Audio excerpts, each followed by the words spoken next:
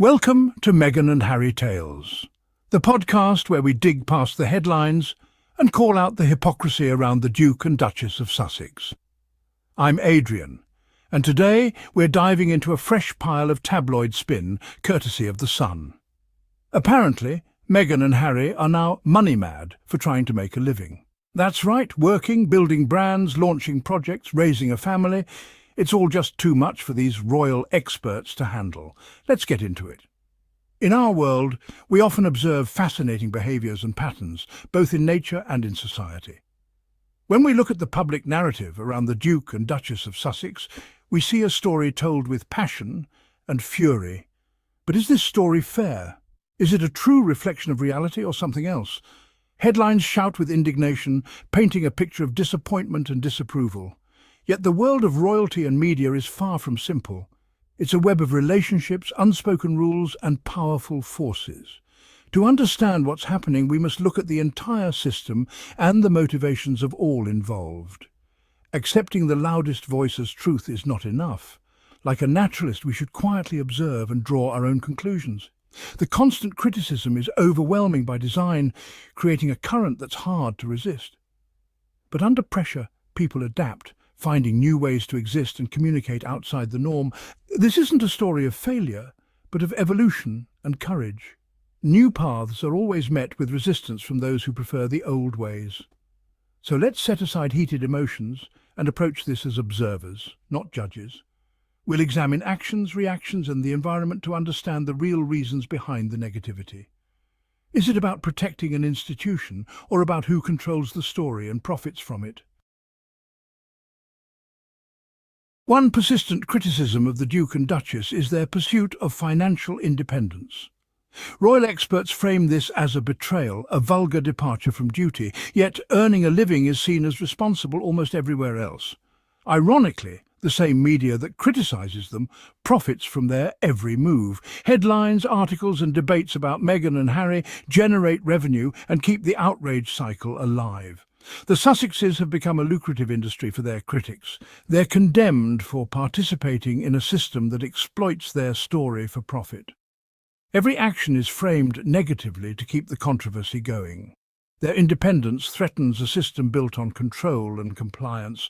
The real anger isn't about tradition. It's about losing control over the couple's narrative and finances. By earning their own money, they've removed a key lever of influence. Now they're independent actors in their own story. For a system reliant on control, this is a fundamental threat. The criticism reveals more about the critics than the couple themselves. To understand the present, we must remember what Meghan and Harry gave up. Stepping back from royal duties meant relinquishing the sovereign grant and financial security. They also lost privileges, protections, and the use of their HRH titles in an official capacity. These were significant sacrifices, trading certainty for autonomy. Their choice required courage and conviction. Meanwhile, the media profits from their story, dissecting every detail for public consumption. The couple is criticised for monetizing their lives, while others do so without their consent. The true cost of their freedom is a constant battle to define their own narrative. They left the gilded cage but entered a public arena where they're relentlessly pursued. By stepping back, they didn't escape the spotlight. They changed their relationship to it. Now, they navigate a world intensely interested in them, for reasons both fair and unfair. Recently, outrage erupted when the Duchess signed a private note with her title. Critics called it hypocrisy, claiming she was cashing in on a title she'd left behind. Yet other non-working royals used their titles without controversy. Princess Beatrice, Princess Eugenie and the Duke of York have all done so. The rules seem to shift depending on who's involved. The reaction to Meghan's signature reveals more about the critics than her actions. The issue isn't the use of a title, it's who is using it. This double standard creates controversy where none exists. By focusing on minor details, the media generates fresh waves of negativity. Context and consistency are essential, but often ignored.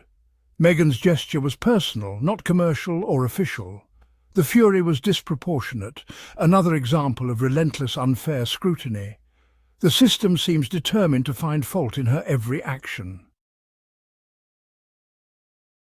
Criticism followed even a simple, joyful family moment. A video of Meghan reading to Archie for charity. The same voices that accused the couple of secrecy condemned them for sharing a personal video. This contradiction highlights a misunderstanding of privacy. Privacy is about control, the right to choose what to share and when. Sharing a family video is not a contradiction to wanting freedom from paparazzi intrusion. The outrage stems from a loss of control by traditional media gatekeepers. When the couple shares their own content, they bypass the tabloids. This disrupts an ecosystem that profits from selling private moments. Their approach is a modern solution to an old problem. They're reclaiming their narrative, drawing a line between public work and private life. The anger isn't about protocol, it's about lost access and control for the media. The couple's choices challenge the status quo. Their story is about asserting the right to define their own boundaries. Strip away the noise, and the heart of the matter is power and control.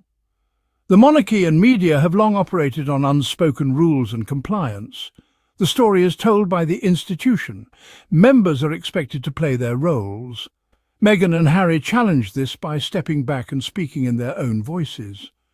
Their independence is a direct threat to the old order. They can't be easily managed or silenced, questioning the necessity of the traditional structure. Prejudice has fueled the fire. Meghan faced harsher scrutiny as a biracial American divorced woman. The attacks often carried undertones of racism and xenophobia. She represents change in an institution resistant to it. The outrage is the sound of a power structure reacting to a perceived threat. Their success outside the system shows the old way isn't the only way. The gilded cage is not a necessity for survival. This message is powerful, and for some, deeply unsettling. Change is disruptive, but it's also the engine of growth. The Sussexes' path challenges old assumptions and demands new conversations. It takes courage to speak your truth when powerful forces oppose you. This is a story of resilience under pressure. As observers, we can choose to think for ourselves, not be swept up by manufactured outrage. We can question the narratives and seek deeper understanding. Supporting those who challenge unfair systems inspires us all. The world is changing, old structures are questioned, new voices rise. Meghan and Harry's story is one example of this global shift. Tradition should serve humanity, not the other way around. Those who step outside rigid systems show us new possibilities. Let's watch with empathy, celebrate courage, and be inspired to speak our own truths. The future is shaped by our choices and compassion. Here's the truth, Meghan and Harry aren't cashing in. They're cashing out of a toxic system and investing in themselves. And the people who hate that the most, well, they're the ones who never wanted them to have a voice to begin with. Thanks for tuning in to Meghan and Harry Tales. I'm Adrian, reminding you to stay sharp, stay compassionate, and keep standing by those who choose truth over tradition. If you liked today's episode, don't forget to like, follow and subscribe. Because the Sussexes aren't backing down, and neither are we.